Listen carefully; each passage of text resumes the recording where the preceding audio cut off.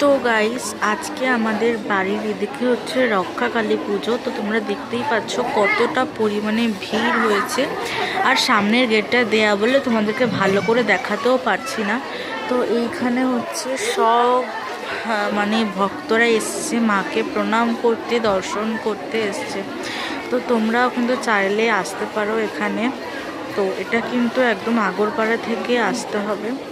তো রক্ষাকালী তলাটা কিন্তু অনেকেই চেনে, প্রায় তারা দেখতে আসে, কত ভক্ত এসে মাকে দর্শন করতে তোমরা দেখতেই পাচ্ছ।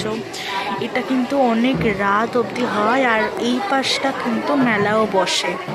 তো এইটা কিন্তু আগের দিন রাতের থেকে মেলা হয় না, এটা একদিনই মেলা হয়, একদিনই শেষ হয়ে যায় মেলাটা, পুজোটা। তো এই পুজোটা কিন্তু অনেক রাত অবধি হয়। এই মেলাটা কিন্তু অনেক রাত অবধি থাকে, প্রায় 1টা, 1:30, 3:30।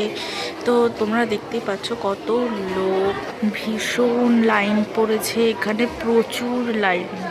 তারপরে রাত 1টা, 12:30, 1টার দিকে কিন্তু এখানে পাঠা বলিও হয়। তোমরা একবার দেখো আগে কতটা একটু ফাঁকা ছিল, কিন্তু এখন অনেকটা ভিড় হয়ে গেছে। আর এখানে কিন্তু আমরা বসে অনেকেই দেখছি, আমার পিসি, ভাইপো, ওখানে আছে আমার মানে নন্দিনী, ঠাম্মা। এখানে কিন্তু প্রচুর ভিড় হয়। তো চাইলে তোমরাও আসতে পারো এখানে, কিন্তু ভীষণ মজা হয়, আর ঠাকুরটা খুব সুন্দর দেখতে।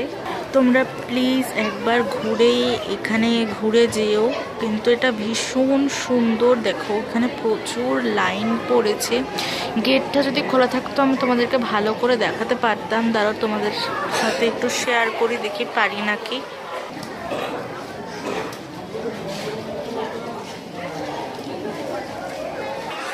দেখো এখানে প্রচণ্ড ভিড় হয়, মানে তো তোমরা দেখো এখানে প্রচণ্ড ভিড় হয়। তোমরা প্লিজ একবার দেখে যেও, কেননা বলছি এটা ভীষণ ভালো।